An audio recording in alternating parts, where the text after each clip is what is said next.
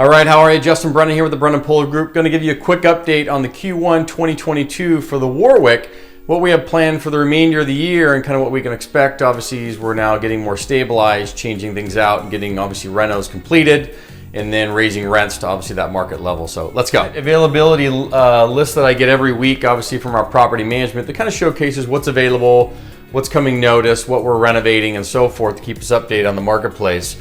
So right now with the Warwick, we have a couple that will be available. They're actually available right now and kind of pre-rented. You got unit 5 and 14.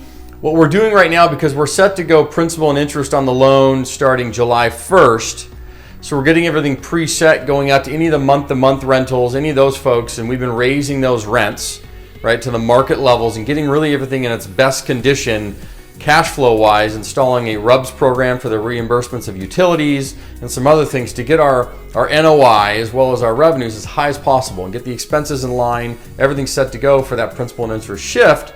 So now we're kind of on autopilot and just doing the distributions. Another thing I'm looking at as I talk to the bank on our prepayment penalty, the way that it's set up, the way we did a step down with Freddie.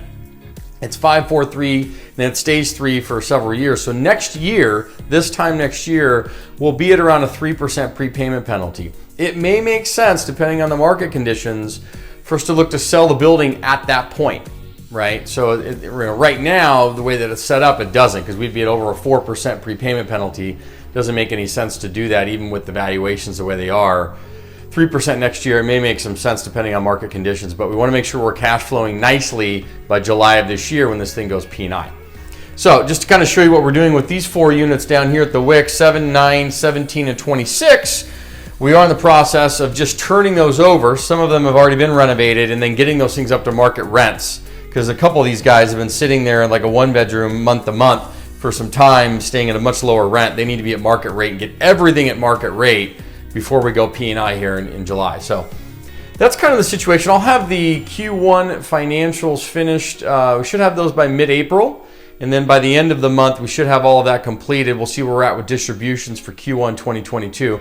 But I wanted to give you a quick update. Everything's going nicely at the moment. No major issues. We're just trying to get this thing kind of in its best operating mode before July 1st when we go. I think it's August 1st is the first payment of the P&I. But by July, we need to be at full operation. So hope this makes sense. Reach out to me if you have any questions, and we'll talk to you soon. Take care.